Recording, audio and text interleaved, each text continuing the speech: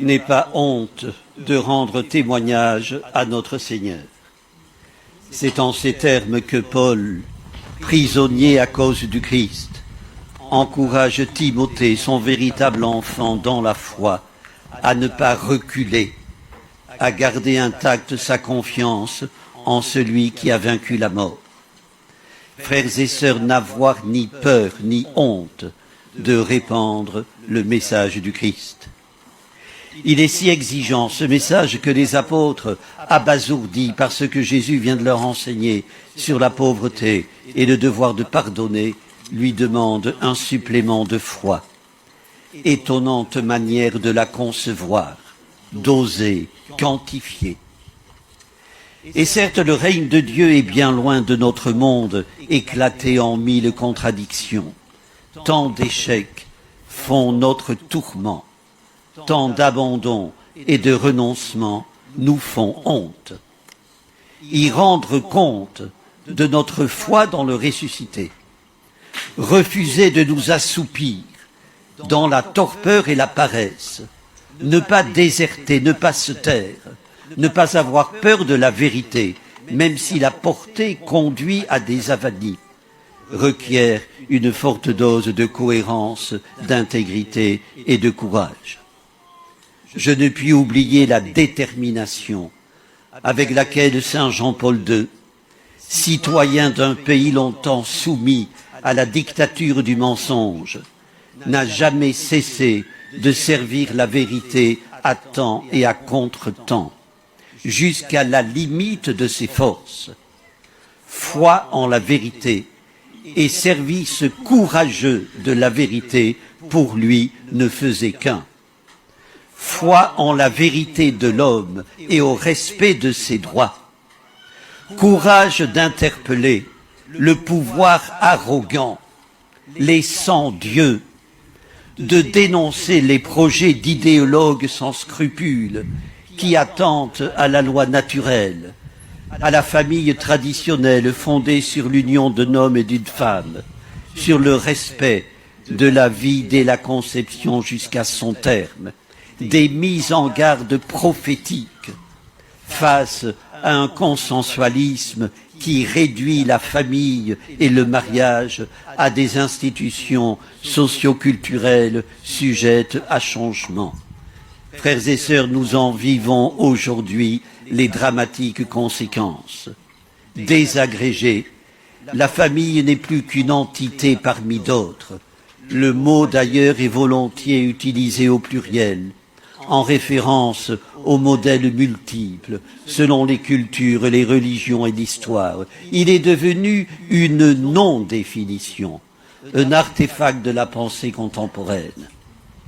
Frères et sœurs, en ce dimanche où des chrétiens expriment publiquement leur désaccord contre les projets de loi portant sur la PMA et la GPA, il me paraît opportun de remémorer l'appel de Jean-Paul II à la charité et au courage dont l'Église doit faire preuve en cas de malversation. Nous devons être rigoureux sur les principes, disait-il, assumer le service prophétique de la contradiction, que cela plaise ou non. Il nous revient donc de rappeler aux responsables de l'État l'obligation qu'ils ont de reconnaître et de respecter des valeurs inentamables qui, prévariquées, dénaturent l'homme. De nos jours, sous les coups de boutoirs répétés, l'Église se voit délogée de la place qu'elle occupait dans la société, au profit d'une conception toute relativiste de la vérité. Frères et sœurs, il est de notre devoir, à nous chrétiens, de faire valoir notre axiologie, car le non-respect de la loi naturelle porte atteinte à la cause de l'homme qui est constitutive de tout droit et de toute justice.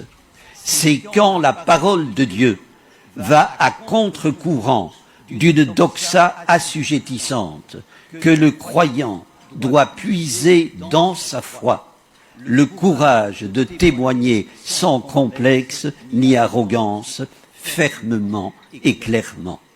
Ce n'est pas un esprit de peur que Dieu nous a donné, écrit Paul à Timothée, mais un esprit de force, d'amour et de pondération.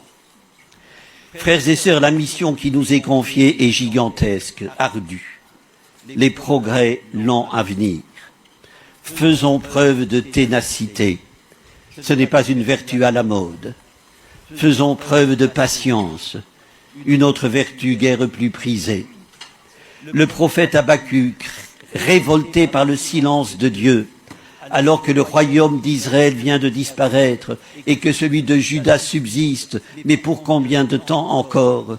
Le prophète interpelle le Seigneur, lui dit son indignation de voir les perfides prospérer.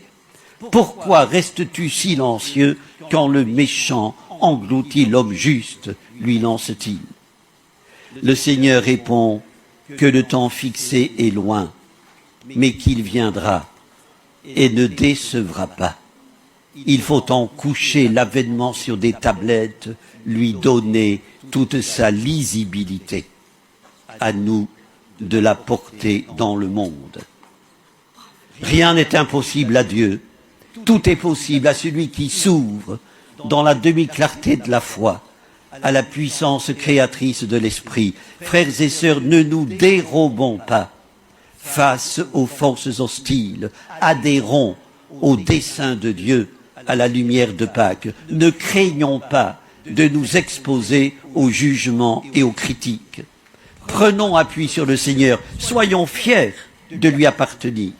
C'est-à-dire habiter de la fierté de Paul. Celui qui veut être fier, écrit-il aux Corinthiens, qu'il mette sa fierté dans le Seigneur. Frères et sœurs, être humble ne veut pas dire être pusillanime. Aurions-nous honte de témoigner de Dieu? N'est-ce pas notre vocation de serviteurs fidèles? Amen.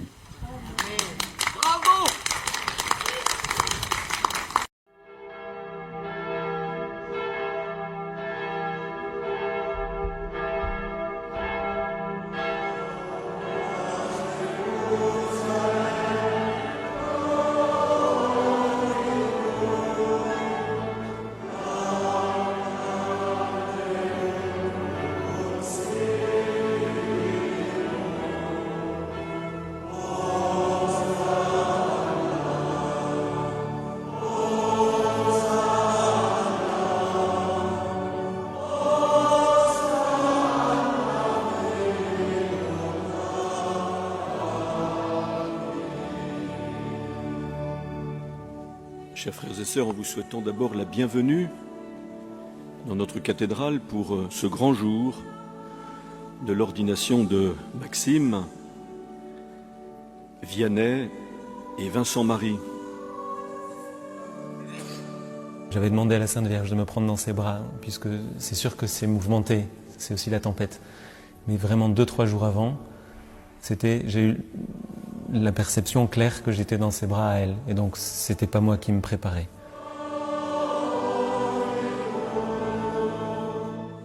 Et là, c'était calme.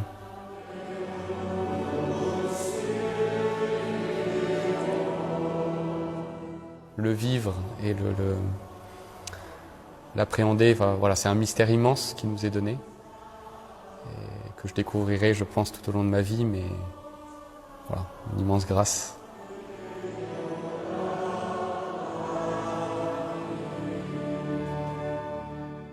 J'espère que vous avez bien écouté et bien médité les textes de la parole de Dieu qui viennent d'être proclamés. À cette époque, écrit saint Luc dans les Actes des Apôtres, le roi Hérode Agrippa se saisit de certains membres de l'Église pour les mettre à mal. Il supprima Jacques, frère de Jean, en le faisant décapiter. Et saint Paul, à l'heure de sa captivité, qui écrit en confidence à Timothée, « Bien-aimé, je suis déjà offert en sacrifice. Le moment de mon départ est venu. Tous m'ont abandonné. » Il est significatif en effet que ce soit sous le signe du martyre des saints apôtres Pierre et Paul que par l'imposition de mes mains et le don du Saint-Esprit, vous soyez aujourd'hui ordonnés. Plus on s'approche de l'ordination, plus on sent que il y a une lutte spirituelle qui est forte, toute une partie du vieil homme qui nous tire vers l'arrière, et on y résiste, on lutte avec l'arme de la confiance. Et bien souvent le Seigneur nous fait ce don de cette paix et de cette grande joie, cette joie profonde. On sent bien qu'elle ne vient pas de nous, qu'elle n'est pas une construction de notre psychologie, c'est vraiment quelque chose qui nous est donné par le Saint-Esprit.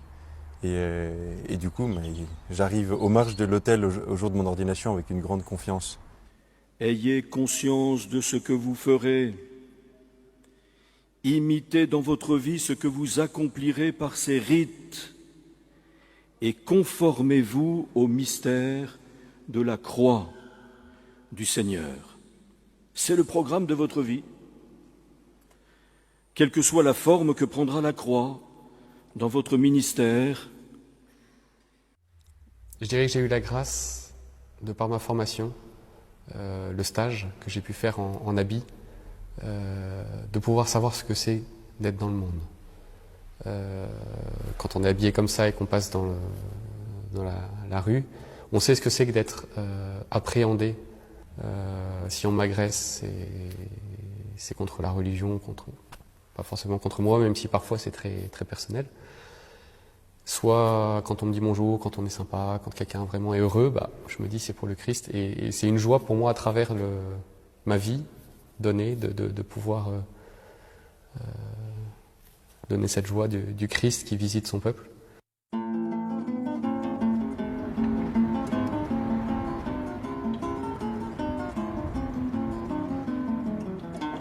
Ongi etorri Baionako seminariorat.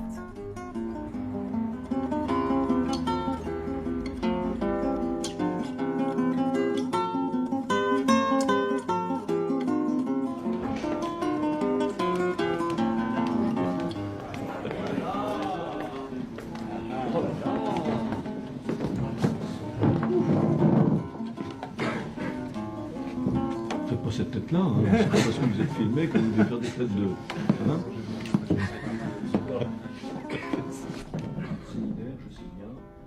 Je pense que la première expression de la charité pastorale de l'évêque, c'est de donner des prêtres à son peuple. Bon. Il se trouve que le diocèse de Bayonne, l'Escarioloron, a une tradition vocationnelle extrêmement riche. Il y avait 850 prêtres en 1950 dans ce diocèse, hein. Beaucoup du Pays Basque, mais aussi du Béarn, bien sûr, et essentiellement du monde rural, quand même intéressant de le souligner. Et donc cette tradition vocationnelle s'est interrompue dans les années 80-90, enfin elle est devenue beaucoup plus ténue, et le séminaire a fermé en 2005, ce qui fut quand même une cause de traumatisme, je crois, au sein du clergé et au sein du peuple des fidèles. Donc je me suis dit, on ne peut pas rester comme ça. Un certain nombre de petits signes qui m'ont été donnés, en particulier l'audace prophétique de Monseigneur Joseph Madec, dont j'ai été le témoin dans le diocèse de Fréjus-Toulon, qui, au jour de mon ordination épiscopale, me dit « Vous le rouvrirez, n'est-ce pas, le séminaire ?» Bon. Et d'autres petits signes de la Providence ont fait que pour moi, c'était une question essentielle d'ouvrir un séminaire pour donner des prêtres à mon diocèse. Et donc, je me dis, plus les séminaristes sont proches du clergé local, proches de l'évêque, proches aussi des fidèles et des communautés paroissiales, eh bien, plus le séminaire a une visibilité dans le diocèse, plus il est un lieu d'appel.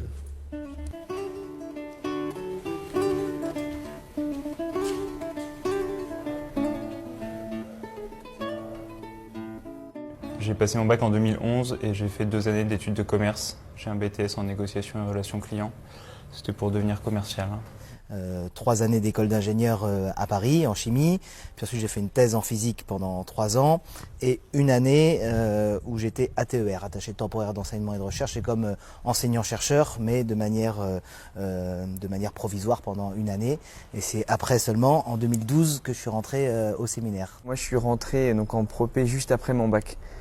Donc j'avais tout juste j'avais 18 ans depuis 6 mois. qu'avant d'arriver au séminaire, j'ai travaillé pendant 3 ans et demi au centre hospitalier de la Côte Basque, donc hôpital de Bayonne et Saint-Jean-de-Luz, où j'étais dans l'administration comme directeur adjoint en charge de la gériatrie. C'est pendant la préparation au baptême que pour la première fois j'ai entendu résonner en moi, dans mon cœur, dans mon âme, pourquoi pas prêtre ? Alors à l'époque j'étais lycéen, donc j'avais pas trop envie de devenir prêtre parce que ça voulait dire le célibat, ça veut dire ne pas fonder une famille, et puis j'aimais beaucoup les sciences, donc voilà, donc j'ai dit au bon Dieu, écoute, attends un peu et puis repasse plus tard, c'est pas pour le moment quoi. Tout de suite après le bac, je pense que j'étais pas prêt à rentrer au séminaire. Et je pense réellement que je suis rentré l'année où il fallait que je rentre. Et pour moi, c'était ni avant ni après. Ce moment-là était le bon.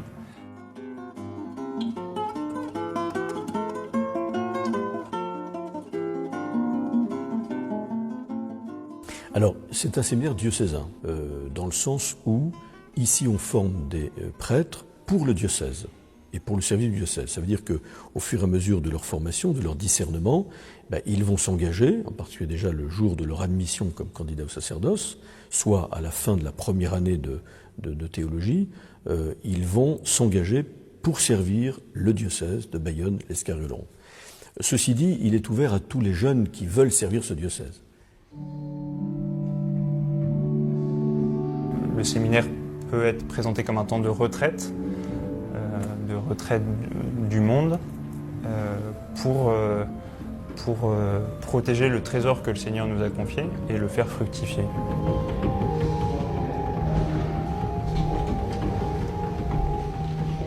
Le premier point fort de la vie d'un séminaire, c'est la liturgie.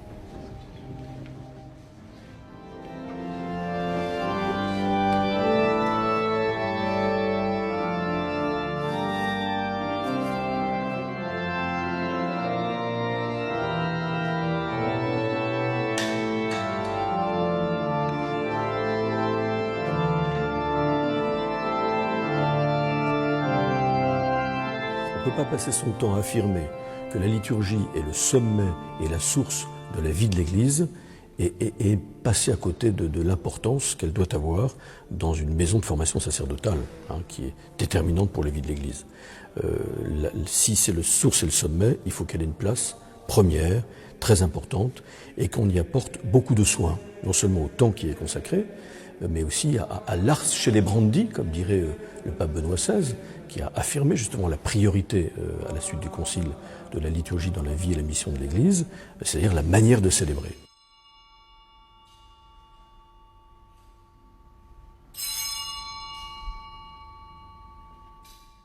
Moi je suis arrivé ici, comme je vous le disais, issu du milieu paroissial français lambda. Donc messe en français, messe de Paul VI, etc. Voilà, je connaissais rien au reste.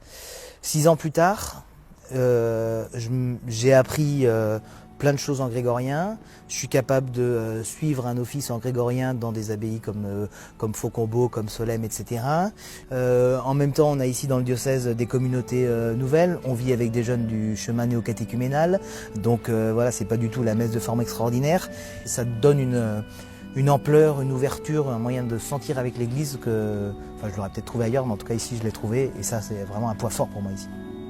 Il y a réellement un combat. Est-ce qu'on y est préparé? J'espère que le séminaire nous y prépare. Je pense que la meilleure préparation que le séminaire nous donne, c'est pas tant la formation intellectuelle, pastorale ou humaine, même si elles sont importantes, mais c'est l'enracinement dans la prière, l'attachement au Christ, ce qu'on a souvent appelé l'attachement et la fidélité aux trois blancheurs, l'attachement à la Sainte Eucharistie, l'attachement à la Sainte Vierge et la fidélité au Saint-Siège. Je pense que ce sont ces choses-là qui finalement sont nos armes pour mener ce combat-là. Parce qu'on ne va pas combattre à la manière du monde. Encore une fois, le Christ est déjà victorieux de ce combat-là. S'il y a bien une chose dont je suis assez convaincu, c'est que par nous-mêmes, on ne fera pas grand-chose. J'aime beaucoup la figure de Jean-Baptiste qui laisse passer l'époux devant lui. Et finalement, c'est lui qui fait le travail.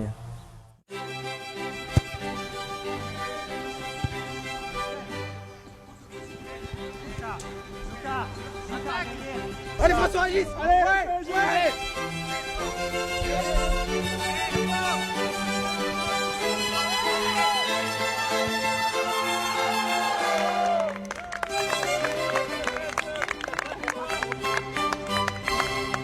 Le séminaire de Bayonne, c'est vrai, favorise comme tout séminaire aussi l'apprentissage de la vie communautaire. C'est pas toujours facile pour des personnes comme moi ou d'autres qui avons vécu de façon indépendante, qui avons travaillé. Une belle vie communautaire. Moi, j'avais été frappé de voir, notamment quand des séminaristes d'ici, de Bayonne, venaient dans ma paroisse à Blanzey. Je voyais des séminaristes heureux de vivre. Il y avait une bonne ambiance. Pas quelque chose de strict et de fermé. Voilà. Et puis de voir des garçons heureux de suivre le Seigneur, ça appelle aussi, quoi. Le Super nous disait souvent que les gens étaient touchés par la joie qui sortait de la communauté du séminaire. On était souvent assez surpris parce que, comme on était dedans, on ne rendait pas forcément compte. Mais c'est vrai qu'après coup, Avec tout ce que la vie communautaire peut représenter parfois de difficile et de rugueux, je pense que bien des fois, on a pu faire l'expérience les uns les autres de ce que dit le psalmiste, il est bon, il est doux pour des frères de vivre ensemble et d'être unis. Moi, je dis souvent, comme vous savez, dans la formation d'un prêtre, il y a 4 pôles. Et dans cet ordre-là, la formation humaine, la formation spirituelle, la formation intellectuelle et la formation pastorale.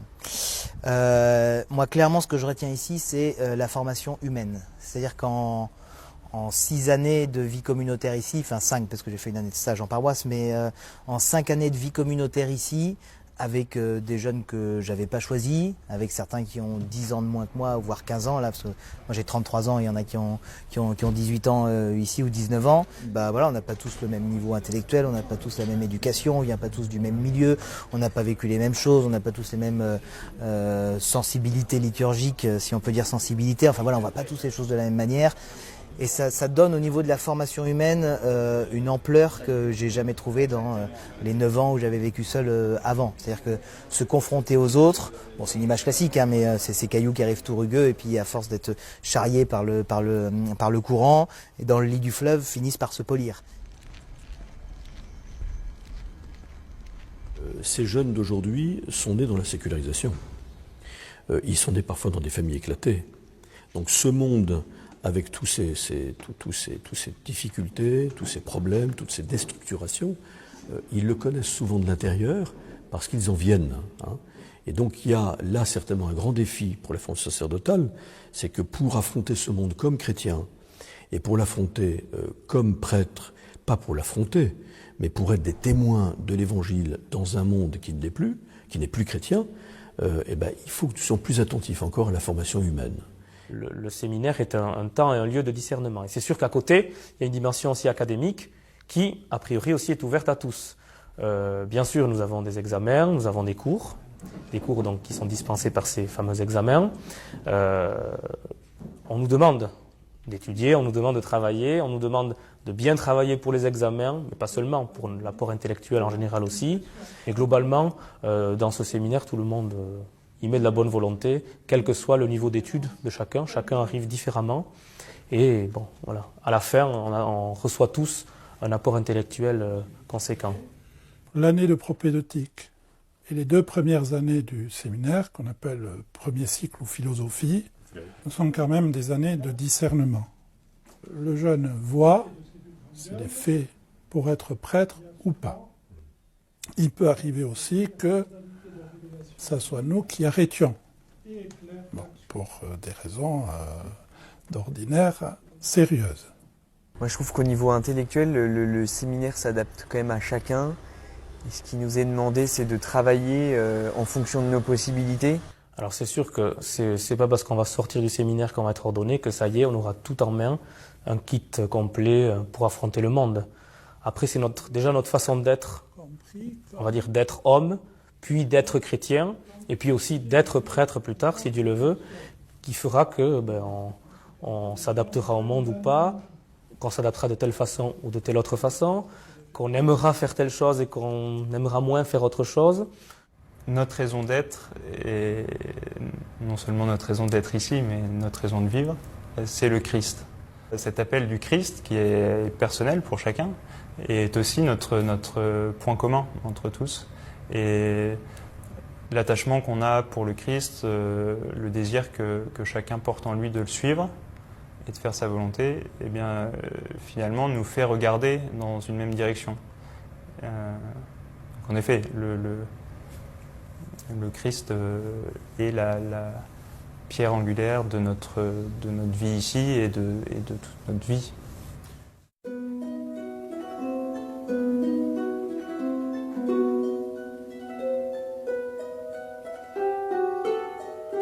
Je pense que le prêtre est un autre Christ, comme on dit. Il est même le Christ lui-même, comme dit la tradition. Alter Christus, ipse Christus. Mais il n'est pas le Christ tout seul. Le seul souverain prêtre, c'est Jésus-Christ. Le seul bon et vrai pasteur, c'est Jésus. Je suis le bon pasteur. Nous ne sommes que par participation, même si elle est ontologique, et même si elle nous transforme profondément dans notre être, et elle nous fait être dans l'exercice de notre ministère, le Christ lui-même au milieu des hommes. Mais nous sommes le Christ avec d'autres qui portent la même participation au sacerdoce. C'est pourquoi il est très important que le prêtre ne soit pas isolé, mais soit dans une communion avec son évêque, dans une communion avec le clergé, et en particulier dans une communion avec d'autres prêtres avec lesquels il exerce son ministère, de manière à ne pas non plus se brûler les ailes. Et puis c'est une force supplémentaire pour affronter un monde qui peut être difficile. Jésus a bien dit à ses apôtres, « Je vous envoie comme des agneaux au milieu des loups ». Et ça se vérifie dans toute l'histoire de l'Église, et ça se vérifie ô combien en notre temps d'aujourd'hui.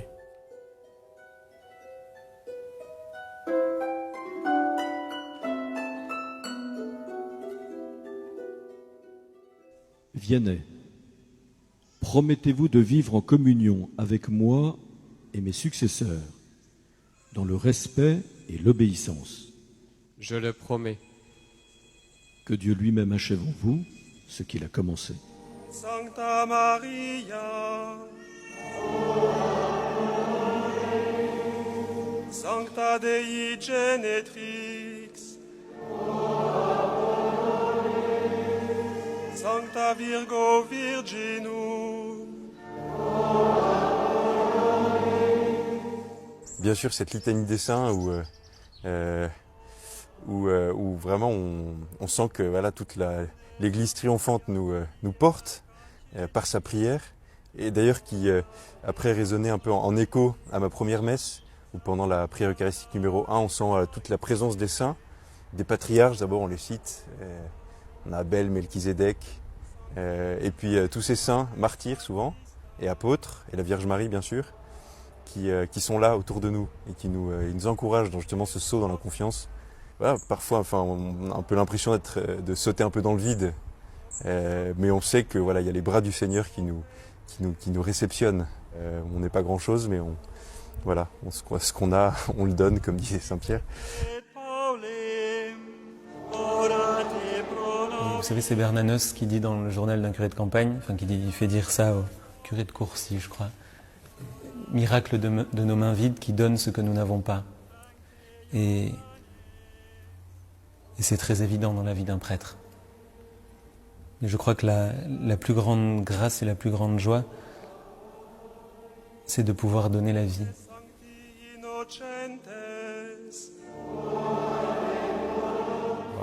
L'élément qui me revient là en tête, c'est le fait d'aller saluer tous les prêtres du diocèse, où vraiment j'ai vu des prêtres accueillants, des prêtres que je connaissais très rapidement de vue, qui sont loin, mais vraiment qui m'ont accueilli comme un frère, avec leur caractère et même parfois de l'humour.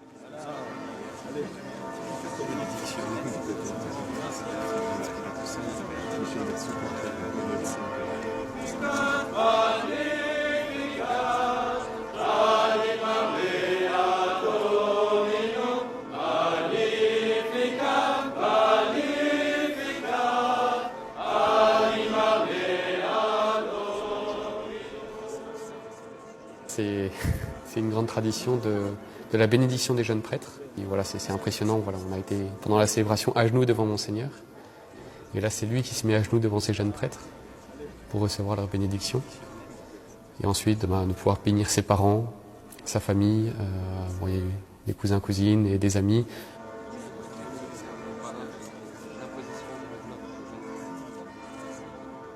Et on ne sait pas, moi je le dis après 36 ans de sacerdoce, mais on ne soupçonne pas, même quand on désire devenir prêtre, la joie que cela représente d'être prêtre, à condition d'être vraiment entré dans une véritable amitié avec le Christ et d'être disponible de manière très humble et confiante aux missions que l'Église nous confie.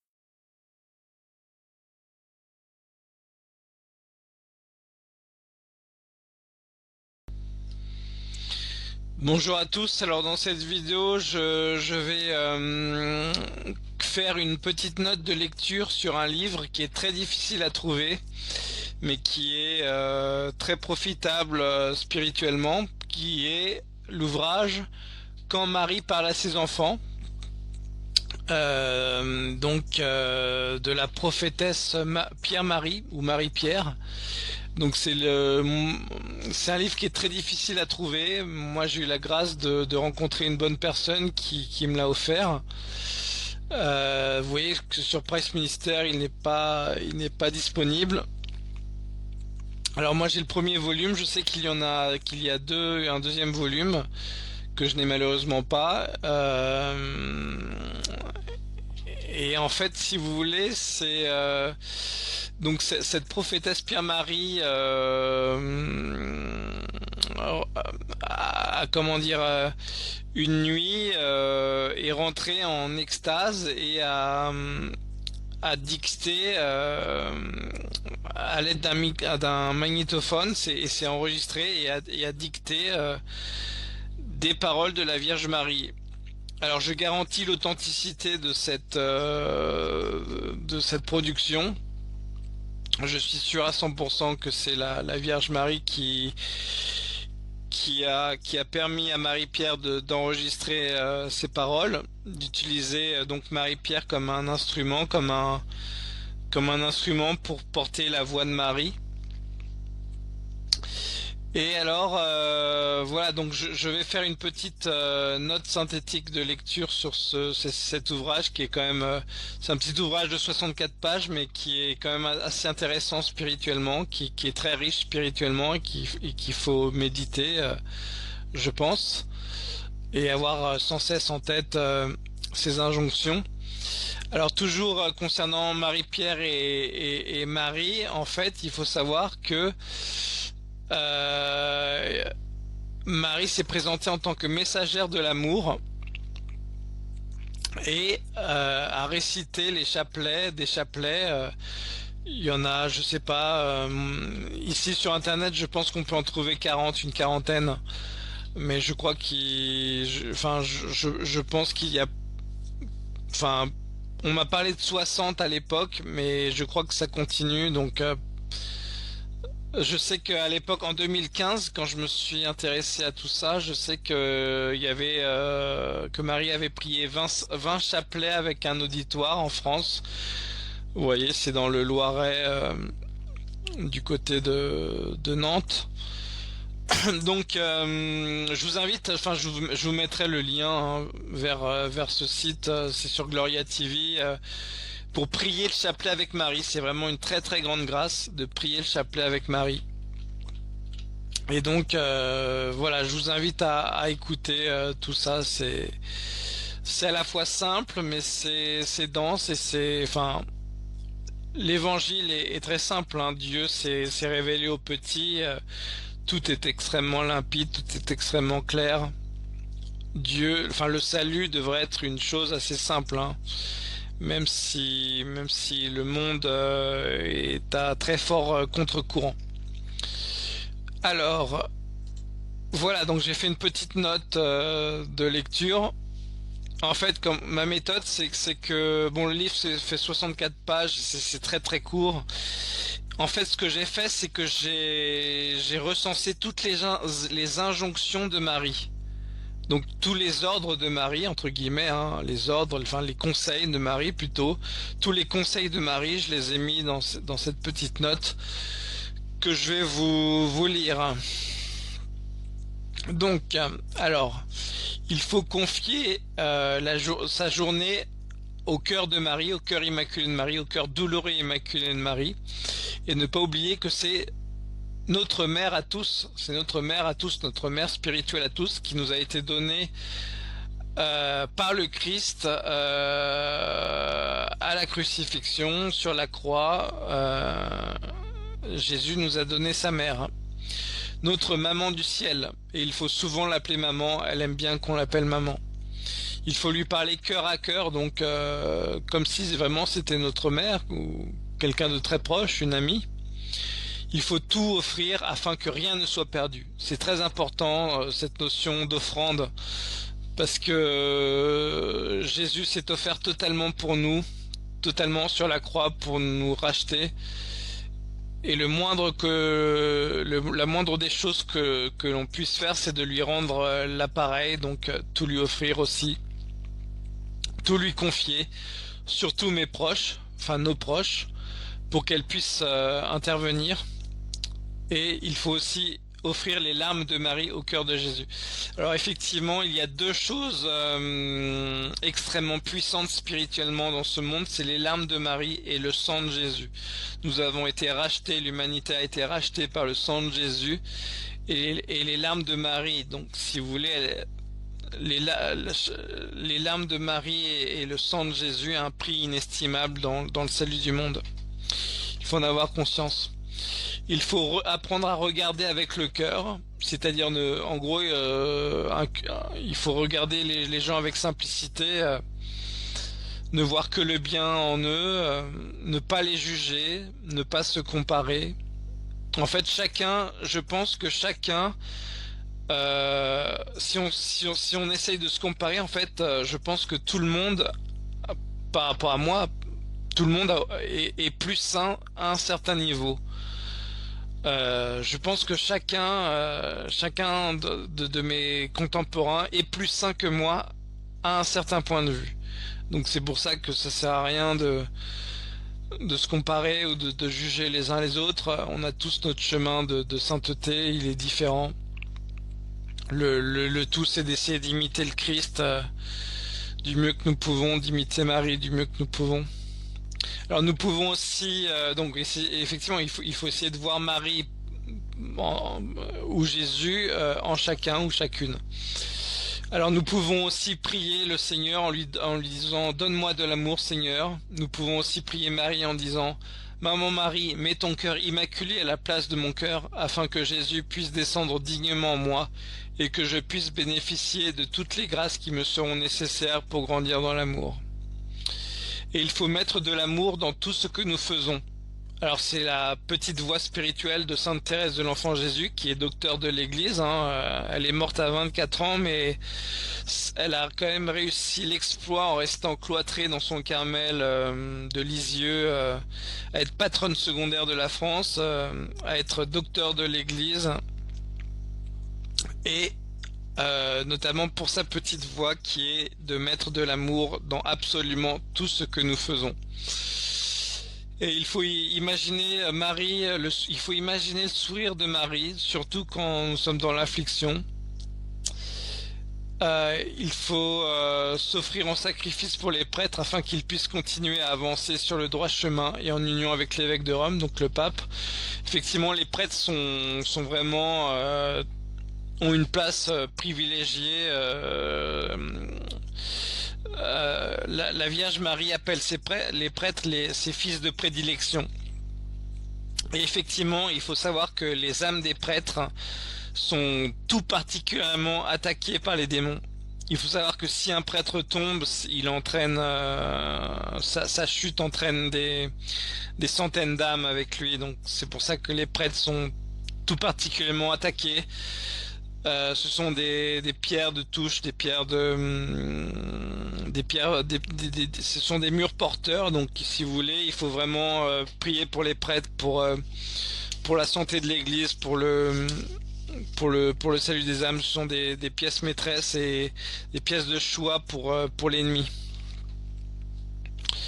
Alors pour ne faire qu'une personne avec Maman Marie, offrir mes souffrances aux siennes, effectivement. Il faut savoir que nos souffrances sont rédemptrices, c'est-à-dire que de même que le Christ a offert ses souffrances pour notre salut, il a versé jusqu'à la dernière goutte pour nous sauver. Et en tant que membre du corps mystique du Christ, en tout cas si vous êtes baptisé et en état de grâce et en union avec Rome, vos souffrances ont une valeur rédemptrice, donc une valeur salvatrice pour les âmes, une valeur de délivrance pour les âmes du purgatoire. Et donc c'est dans la souffrance que l'on apprend le plus. Il faut épouser avec amour la croix du Christ. C'est pas évident, mais c'est effectivement, il faut voir que toutes les croix qui nous sont envoyées sont permises ou voulues par Dieu, et donc nous devons nous abandonner à elles, nous devons les accepter bien humblement, bien modestement, et nous devons les porter avec la grâce de Dieu, avec bon cœur. Alors il faut garder un regard d'enfant, effectivement, un regard innocent qui ne reconnaît pas le mal, mais qui ne reconnaît que le bien, et qui ne veut voir que le bien autour de lui. Nous pouvons aussi prier Marie en disant « Maman Marie, aide-moi à ouvrir mon cœur ». Et alors Marie nous dit aussi, il faut beaucoup de silence en soi pour atteindre une perfection, pour se mettre à l'écoute de Jésus, dans cette adoration perpétuelle. Dans l'adoration, il n'est pas nécessaire de parler, nous pouvons simplement goûter la présence de Dieu. Et effectivement, donc là, Marie nous donne une petite méthode pour adorer le Seigneur, donc devant le très saint sacrement. Alors c'est vrai qu'il y a une méthode, donc là Marie nous donne la méthode contemplative, hein, qui est peut-être je pense la meilleure méthode. Donc c'est dans le silence, voilà, c'est le garder un silence, un recueillement devant le très saint sacrement, sans essayer de s'agiter dans des pensées ou même dans des prières. Alors c'est une méthode de prière. Après, effectivement, on peut. Marie nous conseille de rester dans le silence, dans le recueillement. Mon enfant, si tu t'agenouilles devant le tabernacle et si tu le regardes tout simplement, alors il se fera un échange extraordinaire entre le Créateur et sa créature. C'est un miracle permanent. Aller à la source de l'amour est nécessaire pour grandir dans l'amour. Regardez le tabernacle avec des yeux d'enfant remplis d'amour simplement, alors notre âme parlera pour nous. Ce sera une communion entre l'âme et son Créateur. Voilà, après je conclus par un dernier mot de Marie, une vie d'adoration, car effectivement nous devons faire de notre vie une louange perpétuelle à la gloire du Seigneur. Voilà, c'est tout le mal que je vous souhaite. À très bientôt les amis, que Dieu vous bénisse, et à bientôt pour une prochaine vidéo. Bonjour à tous, alors dans cette vidéo je voulais insister sur le chapelet. Le chapelet qui, je le rappelle, doit être prié tous les jours. C'est une demande de la Sainte Vierge. Au moins le chapelet, donc ça prend une demi-heure tous les jours. Sachant que le rosaire, on peut très bien prier le rosaire tous les jours. Je pense que ce sera très profitable. Donc le rosaire, c'est entre 3 et 4 chapelets, ça dépend de quel point de vue on se place. Traditionnellement, le rosaire, c'est 3 chapelets, les mystères joyeux, douloureux et glorieux. Le pape Jean-Paul II a rajouté un chapelet sur les mystères lumineux, c'était en 2000, je crois.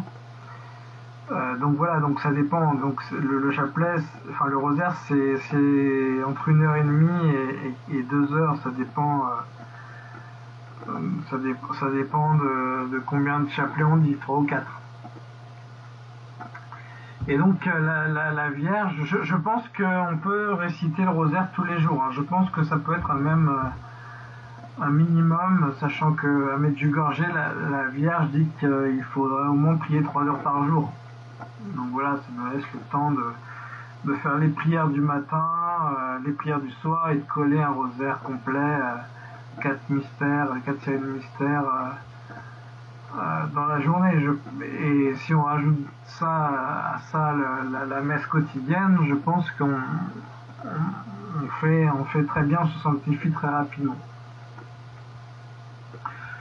Alors je voulais commenter un peu avec vous un article sur Aletheia sur le chapelet. Un seul chapelet offre 15 promesses, 10 bénédictions et 7 bienfaits, donc je voulais voir ça avec vous. Je voulais insister là-dessus parce que c'est important, c'est très important.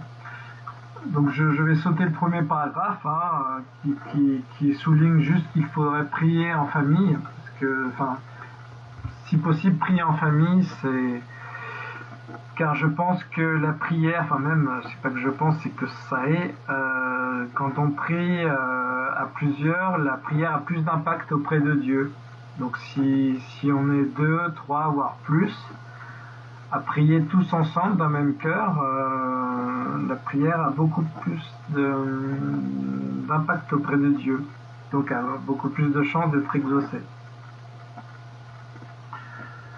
Alors, sinon, donc là, pour revenir aux 15 promesses de la Sainte Vierge, sur la récitation quotidienne du rosaire, donc à tous ceux qui réciteront dévotement mon rosaire, je promets ma protection toute spéciale et de très grande grâce. Donc, être protégé, c'est, je pense, par les temps qui courent, ça ne se boude pas. Celui qui persévérera dans la récitation de mon rosaire recevra quelques grâces signalées.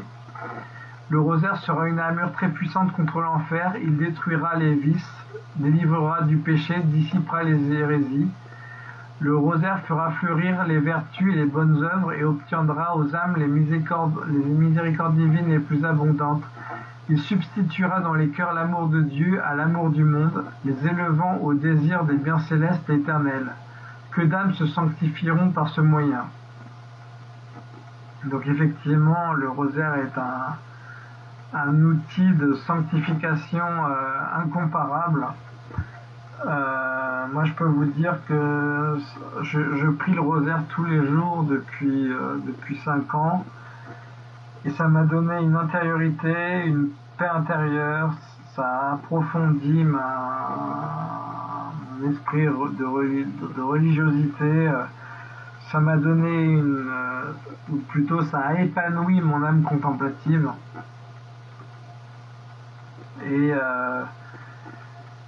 et franchement, si le rosaire n'existait pas, il faudrait l'inventer. Celui qui se confie en moi par le rosaire ne périra pas, autrement dit sera sauvé, donc des flammes de l'enfer, et accédera à la vision béatifique au ciel. Celui qui récitera pieusement mon rosaire en considérant ses mystères ne sera pas accablé par le malheur. Pécheur, il se convertira, juste il croîtra en grâce et deviendra digne de la vie éternelle. Les vrais dévots de mon rosaire seront aidés à leur mort par les secours du ciel. Autrement dit, la dernière minute de notre vie est, je dirais, la plus importante de toutes. Parce que aux dernières secondes de notre vie, c'est là où tout bascule en fait. Et l'arbre tombe toujours du côté où il penche. Donc c'est à notre dernière minute, il faudra pencher du bon côté. Et le rosaire peut nous y aider fortement. Ceux qui récitent mon rosaire trouveront pendant leur vie et à leur mort la lumière de Dieu, la plénitude de ses grâces, et ils participeront au mérite des bienheureux. Je délivrerai très promptement du purgatoire les âmes dévotes à mon rosaire. Les véritables enfants de mon rosaire jouiront d'une grande gloire dans le ciel. Ce que vous demanderez par mon rosaire, vous l'obtiendrez. Ceux qui propageront mon rosaire seront secourus par moi dans toutes leurs nécessités. J'ai obtenu de mon Fils que tous les confrères du rosaire aient pour frères en la vie et à la mort les saints du ciel. Ceux qui récitent fidèlement mon rosaire sont tous mes fils bien-aimés, les frères et sœurs de Jésus-Christ. La dévotion à mon rosaire est un grand signe de prédestination. Effectivement, je pense que si vous récitez votre rosaire tous les jours, et même votre chapelet, je pense que vous êtes prédestiné à être sauvé. Et effectivement, les dernières secondes, je pense que mourir en disant son chapelet est un gage de salut. Alors les bénédictions du rosaire, d'après les magistères du pape, donc les pécheurs obtiennent le pardon, les âmes altérées sont rassasiées, ceux qui sont liés voient leur entrave brisée, ceux qui pleurent trouvent la joie, ceux qui sont tentés trouvent la tranquillité, les indigents reçoivent du secours, les religieux sont réformés, les ignorants sont instruits, les vivants triomphent de la décadence, les morts sont soulagés par manière de suffrage. Alors les bienfaits du rosaire, d'après Saint Louis-Marie Grignon de Montfort, le rosaire nous élève insensiblement à la connaissance parfaite de Jésus-Christ, purifie nos âmes du péché, nous rend victorieux de tous nos ennemis, nous rend la pratique des vertus faciles, nous embrase de l'amour de Jésus-Christ, nous enrichit de grâce et de mérite, nous fournit de quoi payer toutes nos dettes à Dieu et aux hommes, et enfin nous fait obtenir de Dieu toutes sortes de grâces. Continuons à réciter le rosaire, et si vous n'avez pas encore commencé à le faire, sachez que c'est peut-être par là que le Seigneur vous appellera à rejoindre sa bergerie, à devenir son fils, le fils de sa très sainte mère et frère de son fils bien-aimé, en aimant et priant avec dévotion Marie, notre mère, pour toujours. Alors, là je suis sur un site vers demain sur comment réciter le chapelet. Bon, je vais pas, je vais quand même insister sur les grâces en fait. Moi, j'aime beaucoup méditer sur ces grâces quand je récite le chapelet. Donc, je vais commencer par les mystères joyeux. Donc, l'annonciation correspond à l'humilité, la visitation correspond à la charité envers le prochain, la naissance de Jésus correspond à l'esprit de pauvreté, à la paix aussi, au détachement des richesses. La présentation de Jésus au temple, c'est sur la pureté, aussi sur l'obéissance. Le recouvrement de Jésus au temple, en fait, bon, ça dépend des... En fait, les mystères en question sont assez larges, sont suffisamment riches pour qu'on ait différentes interprétations. Le recouvrement de Jésus au temple, c'est aussi voir Jésus en toutes choses, c'est aussi la sagesse. Ensuite, c'est les mystères lumineux, pardon. Donc, le baptême de Jésus, c'est méditer sur la grâce du baptême. Ensuite, le premier miracle aux noces de Cana, donc c'est la transformation de l'eau en vin. C'est l'intercession de Marie, c'est aussi la confiance en Dieu, la confiance en Marie. S'abandonner, autrement dit, s'abandonner à Dieu. L'annonce du royaume, c'est méditer sur l'état de grâce. Bon, on peut aussi méditer sur les béatitudes, les 8 béatitudes, sur la conversion du cœur, de l'esprit. Ensuite, la transfiguration, c'est la paix de l'âme, la prière, le recueillement intérieur. La Sainte Eucharistie, c'est sur l'union, c'est sur l'amour de l'Eucharistie, l'union parfaite avec Dieu. Car effectivement, quand nous communions, Jésus vient habiter en nous, Jésus vient infuser en nous. D'ailleurs, à propos d'infusion, le rosaire infuse toutes ses grâces en nous. Donc c'est pour ça que c'est un puissant outil de sanctification. Donc sur les mystères douloureux, l'agonie correspond à la contrition de nos péchés, sans laquelle nous ne pouvons pas être sauvés. La flagellation correspond à la mortification des sens. Le couronnement d'épines correspond au mépris de la gloire du monde, aussi à la mortification du cœur, à la mortification de l'esprit. Le portement de croix correspond à la patience dans nos épreuves. La crucifixion correspond à la conversion des pécheurs, aussi à la délivrance des âmes du purgatoire et à l'amour de Jésus et de Marie, au pardon des ennemis aussi. Les mystères glorieux, donc à la résurrection correspond la foi, à l'ascension correspond l'espérance, à la Pentecôte correspond la descente du Saint-Esprit dans nos âmes, sur le monde aussi, la charité aussi. L'Assomption de la Vierge à l'évolution envers la très sainte Vierge, Marie. Le couronnement, c'est la persévérance finale, la grâce d'aller au ciel.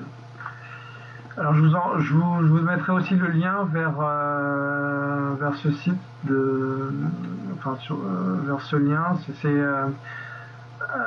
Donc c'est des rosaires médités avec Marie, messagère de l'amour. C'est Marie qui, en fait, c'est prier avec Marie.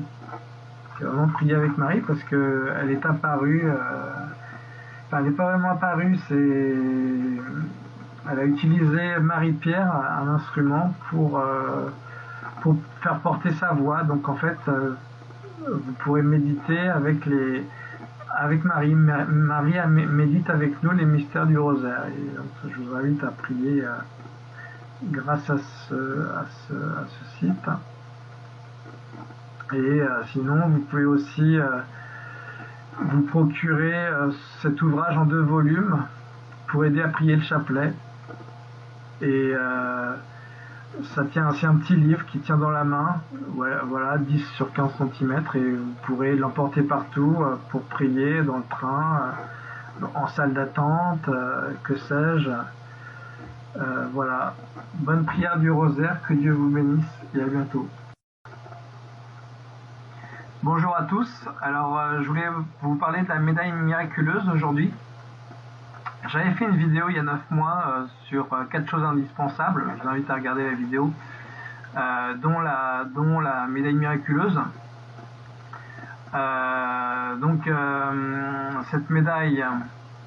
Cette fameuse médaille, en fait, est née d'une apparition de la Sainte Vierge Marie à Paris, à la chapelle de la rue du Bac en 1830. Elle est apparue à Sainte-Catherine-Labouré, qui est sainte. Donc c'est pas une apparition reconnue par l'Église, mais la voyante Sainte Catherine Labouré a été quand même déclarée sainte. Et pourquoi médaille miraculeuse? Parce que on a constaté des miracles suite à la frappe de cette médaille, au port de cette médaille.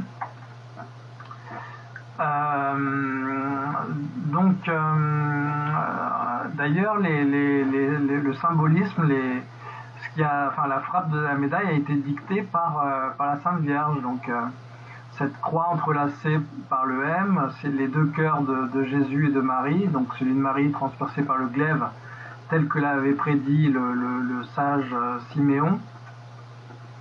Donc, c'est dans les évangiles. Le cœur de Jésus recouvert de la couronne d'épines et puis de son feu d'amour, de charité qui brûle pour nous. Enfin, les deux d'ailleurs ont cette flamme de charité. La Sainte Vierge sur le recto, donc sur la face de la médaille, donc elle les paumes des mains ouvertes, avec les rayons de grâce qui descendent si on les lui demande. Donc en fait, cette médaille, la Sainte Vierge a dit que ceux qui porteront cette médaille avec confiance recevront de grandes grâces. Donc j'imagine que ce sont des grâces de protection, de bénédiction, et vous pouvez en acheter sur ce site Tradition Monastique. Il y a pas mal de modèles, hein. Il y a même des... Alors je sais qu'il y a des modèles en or, mais par exemple, vous pouvez acheter donc les médailles 18 mm, c'est assez petit, par lot de 100 pour 13,50 €. Voilà, les dorés coûtent un peu plus cher, mais ça reste abordable à 15,70 €. Voilà, donc je trouve que c'est dommage de se priver justement de ces grâces alors que c'est si facile de les obtenir. Il suffit de porter la médaille. Le mieux c'est autour du cou, hein, j'imagine. Voilà, bah écoutez, je vous souhaite une bonne continuation et que Dieu vous bénisse. Bonjour à tous. Alors dans cette vidéo, je voulais parler du chapelet de la Divine Miséricorde qui a été enseigné par le Christ lui-même à Sainte Faustine Kowalska. Donc Sainte Faustine était une des plus grandes mystiques du début du XXe. Elle a écrit un petit journal très remarquable que je peux que vous inciter à lire. Alors je vous ai sélectionné quelques extraits que je vais vous lire et vous comprendrez à quel point le chapelet de la Divine Miséricorde est vraiment un chapelet extrêmement puissant, extrêmement source de grâce, et donc on le prie sur un chapelet classique, on peut le prier sur un chapelet classique, et il a la particularité d'être assez court, hein, en un quart d'heure on peut le prier. Donc Jésus dit à Sainte Faustine: tu feras de grandes choses si tu t'abandonnes entièrement à ma volonté en disant qu'il en soit non pas comme je veux mais selon ta volonté, ô Dieu. Sache que ces paroles prononcées du fond du cœur transportent l'âme en un instant au sommet de la sainteté. Donc toujours Jésus à Sainte Faustine: ma fille, à chaque fois que tu entendras l'horloge sonner 15 heures, plonge-toi tout entière en ma miséricorde, adore-la et glorifie-la. À cette heure-là, tu peux tout obtenir pour toi et pour les autres. Alors pourquoi 15 heures? Parce que c'est l'heure où a expiré le Christ sur la croix. Donc c'était le vendredi saint. Le Christ est mort à 15 heures. C'est pour ça que c'est une heure le vendredi à 15 heures est une heure toute particulière. En cette heure, je ne saurais rien refuser à l'âme qui me prie par ma passion. C'est une heure de grande miséricorde pour le monde entier. Même le pécheur le plus endurci, s'il récite le chapelet de la Divine Miséricorde une seule fois, obtiendra la grâce de mon infinie miséricorde. Donc là, effectivement, on comprend à quel point ce chapelet est prodigieux, en fait. C'est pour ça que je vous incite tous à le prier le plus souvent possible, mais au moins une fois, pour bénéficier de cette promesse du Christ, le salut. Les âmes qui réciteront le chapelet de la miséricorde divine seront enveloppées par ma miséricorde pendant leur vie et surtout à l'heure de la mort. À l'heure de la mort, je défends comme ma propre gloire chaque âme qui récite le chapelet de la miséricorde divine, ou bien si d'autres le récitent près de l'agonisant, l'indulgence est la mienne. Donc si vous avez un de vos proches qui est à l'hôpital sur son lit et vraisemblablement si c'est ses derniers instants, donc effectivement il faut lui prodiguer les derniers sacrements, hein, que ce soit l'extrême onction ou la confession, mais aussi on peut prier ce fameux chapelet de la miséricorde divine. Ça peut sauver son âme. Si l'on récite le chapelet de la miséricorde divine auprès d'un agonisant, je me tiendrai entre le Père et l'âme agonisant, non pas en tant que juge juste, mais comme sauveur miséricordieux. Par le chapelet de la miséricorde divine, tu obtiendras tout, si ce que tu demandes est conforme à ma volonté. Toute âme qui croit et a confiance en ma miséricorde l'obtiendra. Voilà. Alors pour prier le chapelet de la miséricorde divine, donc encore une fois on peut le prier sur un chapelet normal. Donc sur les gros grains, Père éternel, je t'offre le corps et le sang, l'âme et la divinité de ton Fils bien-aimé, notre Seigneur Jésus-Christ, en réparation de nos péchés et de ceux du monde entier. Et sur les petits grains, donc 10 fois, par sa douloureuse passion, sois miséricordieux pour nous et pour le monde entier. Et on peut terminer: Dieu saint, Dieu fort, Dieu éternel, prends pitié de nous et du monde entier. Voilà. Que Dieu vous bénisse et à bientôt pour une prochaine vidéo. Bonjour à tous, alors je continue dans la série un chapelet puissant. Il y a aussi le chapelet du très précieux sang de notre Seigneur Jésus-Christ qui est remarquable en grâce. Donc je vais vous lire les promesses que notre Seigneur nous a dévoilées pour la prière de ce chapelet, donc qui se fait sur un chapelet spécial, hein, je vous montrerai ça. Donc je promets de protéger contre les attaques du malin toute personne qui prie dévotement ce chapelet. Je garderai ses 5 sens. Je la protégerai contre toute mort subite. 12 heures avant sa mort, elle boira mon précieux sang et mangera mon corps. 24 heures avant sa mort, je lui montrerai mes 5 plaies pour qu'elle puisse avoir une contrition profonde pour ses péchés et en avoir une parfaite connaissance. Toute personne qui fait une neuvaine avec le chapelet verra la réalisation de ses intentions, sa prière sera exaucée. Je ferai plusieurs miracles merveilleux avec ce chapelet. Par ce chapelet, je détruirai plusieurs sociétés secrètes et libérerai par ma miséricorde plusieurs âmes en captivité. Par lui, je sauverai beaucoup d'âmes du purgatoire. Je lui montrerai mon chemin. Je lui montrerai mon chemin, celui qui honore mon précieux sang par ce chapelet.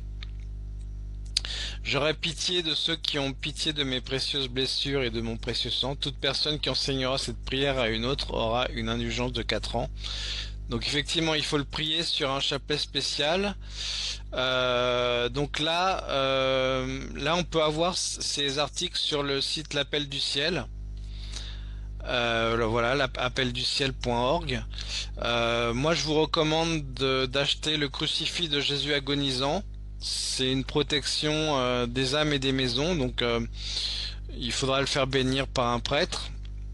Il y a aussi le livre officiel de dévotion très précieux sang de notre Seigneur Jésus-Christ, qui comporte beaucoup de prières avec des grâces très spéciales. Enfin, franchement, c'est un livre indispensable, je pense, pour cette fin de la fin des temps, ce livre officiel. Et je recommande aussi d'acheter donc forcément le chapelet du précieux sang. C'est un chapelet spécial. Après, bon, vous avez d'autres articles, les feuillets de prière du chapelet par lot de 10. Là, c'est pour faire de l'apostolat, de l'évangélisation. Donc, si vous en avez les moyens, je vous invite à le faire. Encore une fois, il y a l'indulgence de 4 ans à gagner. Il y a le CD du précieux sang avec les chants et la médaille du précieux sang. Voilà. Donc tout ça est disponible au site appelduciel.org. Voilà, que Dieu vous bénisse et à bientôt pour une prochaine vidéo. Bonjour à tous, alors toujours dans la série des chapelets les plus puissants, il y a celui de Saint-Michel-Archange. Je vais vous faire écouter l'introduction de ce chapelet. Saint-Michel, apparaissant à une illustre servante de Dieu, Antonia d'Astenac, lui déclara qu'il voulait que l'on composât en son honneur 9 salutations correspondant aux 9 cœurs des anges. À quiconque réciterait ce chapelet, couronne angélique, l'archange promettait un cortège de 9 anges, choisis dans les 9 cœurs pour l'accompagner à la sainte table. Aux fidèles qui diraient tous les jours ces 9 salutations, il assurait sa protection continuelle pendant la vie et, après la mort, la délivrance du purgatoire pour lui-même et pour ses parents. Telle est l'origine du chapelet de Saint-Michel.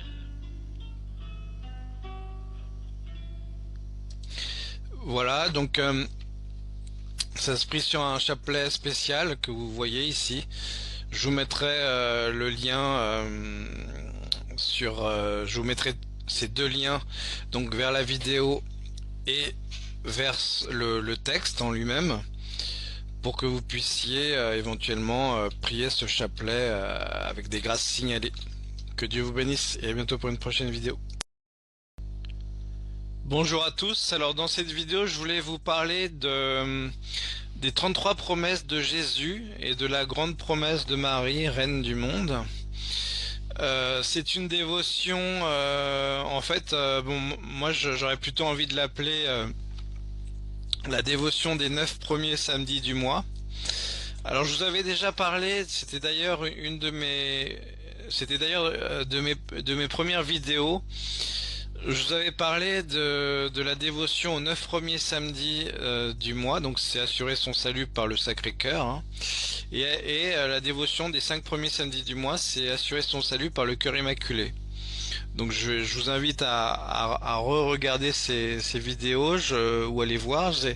C'était parmi mes premières parce que c'est vraiment important. C'est des moyens très accessibles. Bon, ça nécessite un minimum de persévérance et ça accorde des grâces incroyables. Alors les 5 premiers samedis du mois, c'est des grâces de salut. Et et aussi les 9 premiers vendredis du mois, c'est aussi des grâces de salut. Donc c'est quand même important, c'est quand même pour ça qu'on est sur terre, c'est pour assurer son salut, pour devenir un chrétien parfait. Là aussi, je vous renvoie à une de mes premières vidéos.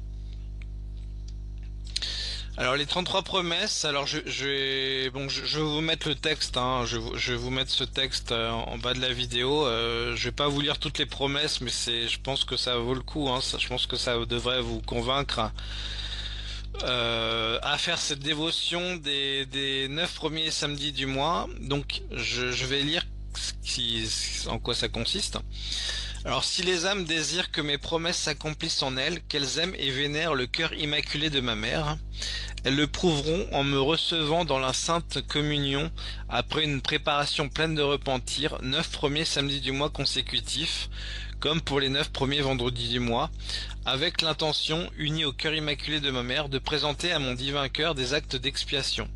Alors, je précise que... en fait, la source de cette dévotion, c'est ce livre, Marie, Reine victorieuse du monde, par une certaine sœur Marie-Nathalie. Alors j'avoue que j'ai pas encore acheté, j'ai acheté le livre, mais je ne l'ai pas encore reçu. Donc je ne sais pas, enfin le livre a l'air très bien, hein, c'est pour ça que je me le suis acheté. Voilà, je cite ma source.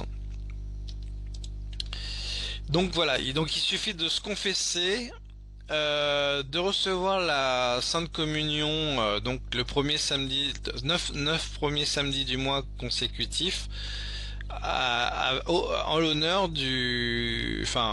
en offrande d'expiation au cœur immaculé de Marie. Donc je vous laisserai lire les 33 promesses. Il y a aussi une grande promesse de Marie, c'est que à chaque premier samedi du mois, les portes de l'enfer seront fermées. Voilà, bon, je crois que je ne peux que vous inciter à faire cette dévotion.